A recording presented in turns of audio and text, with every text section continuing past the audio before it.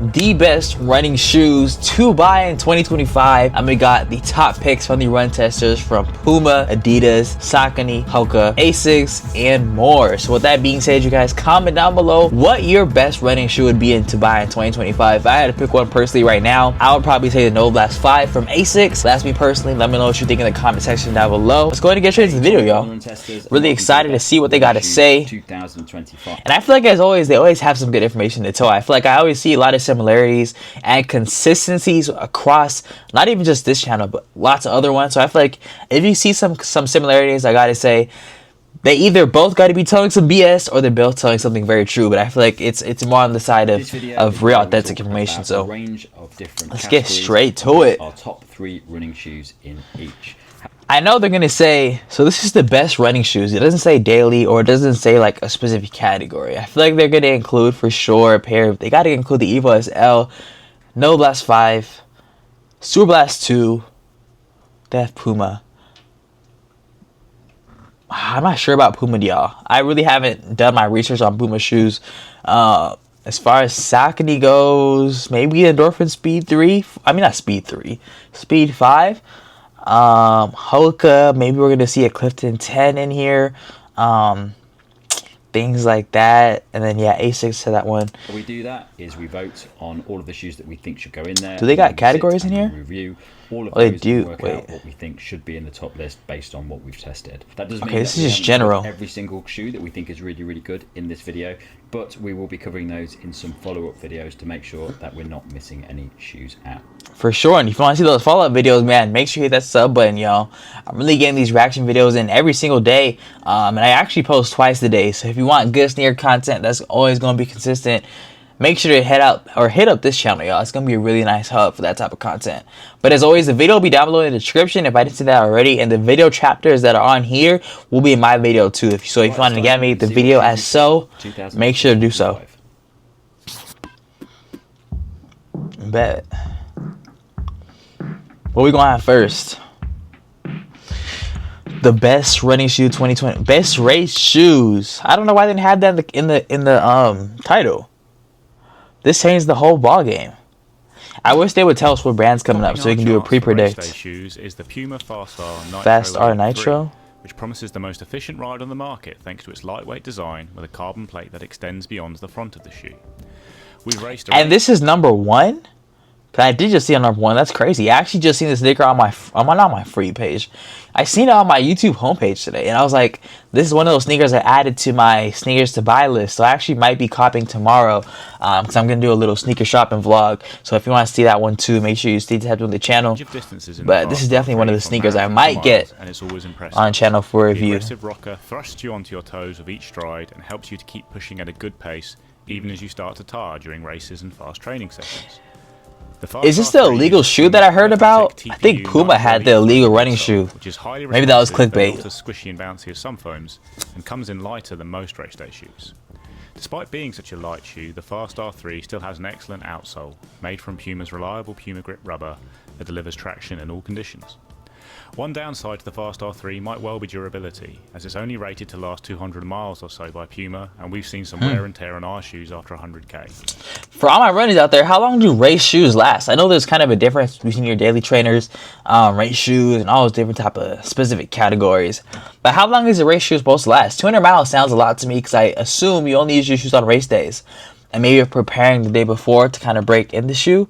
But yeah, I thought a race shoe would last a little longer given its price point. I know they go for crazy prices, but that's interesting. I never heard about that. I prefer a less rocket shoe, as the Fast R3 200 miles make you run in a certain way, so it doesn't always feel that natural. However, when it comes to flat-out speed, there isn't one shoe we rate more highly than the Fast R3. So if you're looking to set some PBs, it's our top pick. Solid. In the race day category is the Asics Metaspeed Sky Tokyo. Whew. Now this sneaker is fire to me, y'all. The color just sells me off rip. If y'all know, man, I look for style, and that's not the best thing to look for, but I feel like that's just me. And I love the color red. I love what they did with this Asics sneaker right here. Very breathable. Looks very comfortable. I have never tried it before. The Metaspeed Sky Paris was our favourite racer overall. and the Sky Tokyo makes some telling improvements to the design by introducing a new foam called FF Leap. It looks super squishy. Than the FF Turbo Plus used on the Sky Paris. Do y'all see like a Vaporfly type of design to it with like that midsole and like the way it kind of like flattens out as it gets to what part of the shoe is that? Like as it starts to kind of form that heel part, I feel like I see like a flattened out part. Like even the Alphafly too, I see a little bit similarities in it. Layer of FF Leap, which results in a more propulsive ride and a lighter shoe overall. The Sky Tokyo is one of the lightest racers on the market in general. It's a little less stable than the Metaspeed Sky Paris as a result of the softer midsole foam, but the extra bounce you get is worth it, and the Sky Tokyo is certainly a fantastic race option for any distance. Asics will soon have 3 carbon shoes to pick from, with the Metaspeed Edge Tokyo and the Metaspeed Ray joining the Sky Tokyo in its lineup. The Metaspeed Ray is the lightest of all and very soft and springy, while the Edge and Sky are designed to suit different running styles. So far the Sky has always been our preferred option from the Asics range, and the Sky Tokyo has certainly... I only see it in a white and red colorway. Is that the only one that's out, y'all? A lot of other carbon races we could have chosen to round out this one I like the style. Shoes because almost every brand Saucony Endorphin Elite. Coming in third in the voting is the Saucony Endorphin Elite 2. This has one of the wildest rides of any carbon plate racer out there. 290 is crazy, yo. I come from a space of basketball sneakers. In terms of like performance sneakers, I've never bought a basketball sneaker above maybe 200 at that, like mid, like not even mid, early 200s. Thanks to the incredibly soft and springy 2 reaching 3 is kind of crazy. Which delivers a high amount of energy return and also comfort over any distance. I better be busting PRs every time I race. Lifeless in comparison. For $300. Downsides to how soft it is, notably stability. The Endorphin Elite is very fun and very fast to run in, and we've raced a range of distances in it happily. The Endorphin Elite does have a unisex fit and it can be quite close around the toes, so it's worth trying on to make sure you can get the right size. Once you're locked in, you can expect the softest ride of any racing option we've tried. Though stability might be an issue for some runners, the cushy ride does mean the Endorphin Elite is a friendly racing option for a range of paces. Okay, so we do got categories. One of the standout shoes on the shelf EVO right SL, now, okay. Adidas Adizero EVO SL is a lightweight daily trainer that offers a high level of performance at a surprisingly reasonable price. Inspired by the Pro Evo 1 racing shoe but designed for everyday use, the EVO SL offers a fun and bouncy ride while still being practical for daily training. The standout feature here is the versatile performance. Whether you're out for an easy run or pushing the pace with intervals or a tempo run, the EVO SL absolutely delivers. The Lightstrike Pro foam provides a springy, responsive feel while remaining soft enough for easy runs. Even without the propulsion of a plate, it's fast enough for speed work. Overall, it's light and responsive with a smooth transition thanks to the sharp 4-foot rocker, and while it's not quite as fast as carbon-plated racers or as stable and supportive as your cushioned cruisers for long runs, it's an ideal addition to a running rotation for those who want a fast, fun, and comfortable. Now, a little information for y'all. I'm really trying to like not talk right now because I have something on my mind that I want to say, but I just want to see how this plays out. I want to see what is going to be what's going to be chose next before I say too much. Saucony Endorphin Speed has always been among our very so we got Endorphin Speed in here, successfully straddling the world of comfort and speed, offering much more than just leg sparing on lung-busting runs. And with minor updates rather than major changes, the Speed 5 is still in our top shoes. Saucony's up-tempo shoe is large, 175, not bad training miles, at all. Enough versatility to do a whole lot more. You've got the same combination of a Power Run PB foam midsole stack with Saucony speed roll shaping and a winged nylon plate to bring some rigidity and snap. The ride is marginally softer than the Speed 4 and the comfort is still a big selling point with balanced padding in the heel collars and airy engineered mesh uppers. On the move, it's light and fast enough for your faster training miles with more than enough response to handle the fastest intervals thanks to that combination of responsive midsole foam, rocker and nylon plate. But they're also cushion protective and smooth enough to handle slower miles as well. Now it's not overly bouncy and fans of bigger, softer cushioning might want more protection for their easiest runs, but the Speed 5 remains a great do-it-all shoe. Now the Hoka Mach X has been updated for 2025. Mach 6? Wow, I'm looking for a specific sneaker and I kind of want to look ahead. I spoiled it a little bit. But okay, I'm going to speak about it right now. I thought in the daily category I would have for sure seen an Oblast 5. I feel like that's one that I've seen time and time again, but I'm seeing everything but that shoe. And I was basically going to compare it to like that EVO SL. And I feel like I always see it being #1 in these best running shoe lists. But then when it comes to like comparing it individually with other shoes, I feel like it always comes in like last. So I guess my big question is why is it always chosen but never chosen when compared to another sneaker directly, if that makes sense?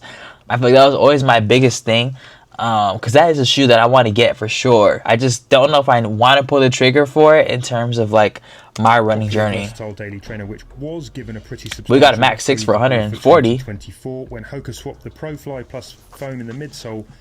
Let me know if y'all want to get some Hoka sneakers to the channel. Comment that down below for me, because I have gotten none so far. A revamped rubber outsole that boosts the big mileage durability and offers up reliable grip. The Max 6 is a great rotation shoe that's snappy and responsive enough to handle faster efforts, but cushioned and protective enough to cope with the easier miles. It definitely has a faster, shorter sweet spot, and it's a long way off the bigger, softer, more pillowy daily shoes. But there's a no-nonsense simplicity that makes it an easy shoe to pick out of a pile. It's fun, light and lively, very versatile, and very good value for money. It's one of those shoes that can cover a wide range of runs, and at £140 or $140 RRP, it's also in here as a good value daily all-rounder. Best cushioned shoes. If we're in the best cushioned shoe category, and this is just cushioned shoes, I feel like we all gotta agree we gotta see the more V5s.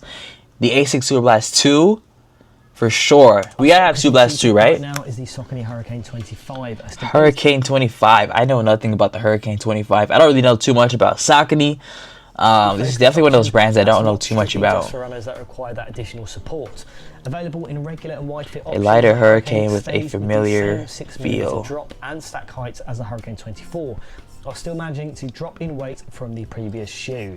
Creating a smooth, stable and moderately lively ride is a combination of Saucony's Power Run PB and Power Run cushioning technologies, set across a wide platform with raised midsole walls. Sorry, I'm paranoid, man. Y'all don't know how many times I've recorded these videos and realized I was not either recording, my face cam wasn't on, or like my screen was recording. There's so many different things that can happen, y'all, so I'm constantly just checking.